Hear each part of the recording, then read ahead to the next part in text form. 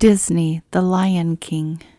From the smallest ant to the largest elephant, every living thing has a place in the great circle of life.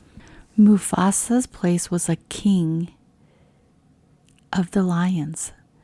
Sarabi was the queen, and their newborn cub, Simba, would one day take his father's place as the Lion King.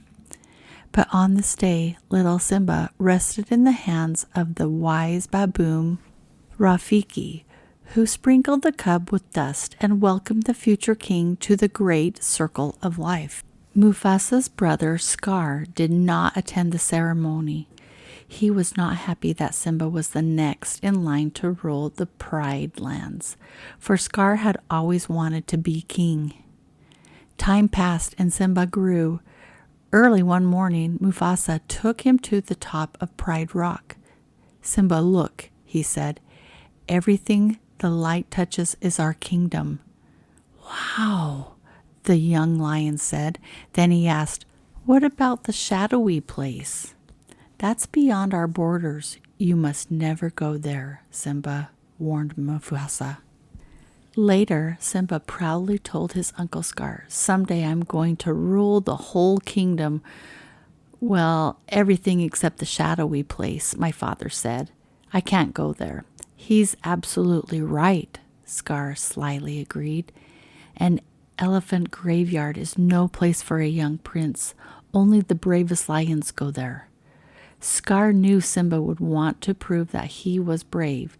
He said nothing as Simba ran off to ask his friend Nala to explore the mysterious Shadowlands with him. When the friends arrived at the Shadowlands, they discovered an eerie, steamy place filled with elephant bones. "It's so creepy," whispered Nala nervously. "Come on," said Simba, "let's check it out." Zazu, the king's minister, had been looking for the cubs. When he caught up with them, he warned, "We are too far from the Pride Lands. It is dangerous." Strange laughter rang out. It belonged to 3 hyenas, Banzi, Shinzi, and Ed, who slinked out from an elephant's skull. When Zazu told the hyena he was Mufasa's minister, they realized that Simba was the future king. "He's a king fit for a meal," Banzi snickered. The hyenas chased Simba and Nala. Suddenly a thunderous roar rattled rocks and bones. It was the roar of Mufasa, the Lion King. The frightened hyenas ran away. That evening, Mufasa had a talk with Simba. "Being brave doesn't mean you go looking for trouble," he told his son. "Dad," Simba asked suddenly, "we'll always be together, right?" Mufasa gazed up at the sparkling heavens. "The great kings of the past looked down on us from those stars," he said. "Whenever you feel alone, remember that those kings will always be there to guide you, and so will I." Although Scar was angry with the hyenas for letting Simba go, he made a bargain with them. If they helped make him king, they could have the run of the Pride Lands. So Scar brought Simba to a vast gorge and promised the cub a wonderful surprise. If he would just wait on a certain rock, Scar then signaled to the hyenas. The surprise turned out to be a stampeding herd of wildebeest, with the hyenas urging the herd on. The earth trembled. The wildebeest ran into the gorge, heading straight for Simba. He sought safety in a tree, but the branch bent under his weight. Just before Simba would have fallen beneath the pounding hoofs, Mufasa grabbed him and carried him to a rock ledge. Then, through the thick, swirling dust, Simba saw his father disappear under the thundering herd. When the stampede had passed, Simba found his father lying lifeless at the foot of a cliff. What Simba did not know was that Scar had pushed his brother off that rock. "If it weren't for you, the king would still be alive," lied Scar, appearing at Simba's side. "He tried to save me," said the cub, sobbing. "It was an accident." "Run away, Simba," Scar advised. "Run away and never return." Scar watched as Simba ran away. Then he sent his hyenas to kill the cub. But when the hyenas reached a thorny thicket, they stopped. "He'll never survive in the desert," they reasoned, and so they returned to Pride Rock and their new king, Scar.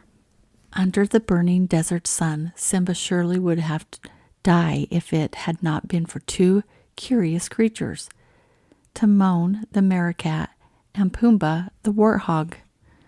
Timon and Pumbaa felt sorry for the cub. They took him to their jungle home and taught him how to live by Timon's philosophy, Hakuna Matata, which meant no worries. They also taught the cub to eat insects. Simba tried to put the past behind him, but one clear night the stars reminded him of the old kings and his father, Mufasa. Then one day a lioness chased Pumbaa. Simba rushed to protect his friend. "Nala," he cried. "Simba!" The lioness said, "I thought you were dead." The friends embraced. Then Nala told Simba that under cruel King Scar, the Pride Lands had become barren and the animals were starving. Hyenas were everywhere. But Simba refused to go back and take his place as the Lion King. He did not feel worthy. That night, wise old Rafiki found Simba alone. He led Simba to a small pool. Simba saw his father's face in the water. Then he heard his father's voice. "Simba, look inside yourself," Mufasa said. "You are my son and the only true king. You must take your place in the circle of life." So Simba set out for the Pride Lands to confront the false king. Later his friends, Nala, Timon, and Pumbaa, joined him. "I'm surprised to see you alive," sneered Scar as Simba approached Pride Rock. "I've come back to take my place as king," declared Simba. With an angry snarl, Scar forced Simba to the edge of a cliff. As Simba struggled to hold on, Scar leaned down and whispered, "Here's my little secret, Simba. You didn't kill your father. I did." Simba's heart filled with rage, and the strength of 10 lions surged through him. He struggled up onto the rock, leaped on Scar, and the battle began. Nala bravely led the other lioness against the hyenas. Even Timon and Pumbaa joined the fight. The battle raged until all the hyenas ran from Pride Rock. Simba chased Scar to the top of Pride Rock and conquered him. Scar whimpered, "No, please, have pity on me." "Run away, Scar," said Simba. "Run away and never return." But when Simba turned his back, Scar attacked. Quick as the lightning that flashed above, Simba sent Scar flying over the cliff to the hungry hyenas below. So Scar's evil reign ended, and Simba took his rightful place as the Lion King. In time, King Simba and Queen Nala had a cub of their own. Way atop Pride Rock, their child rested in the hands of the wise baboon who sprinkled the cub with dust and welcomed her to the great circle of life.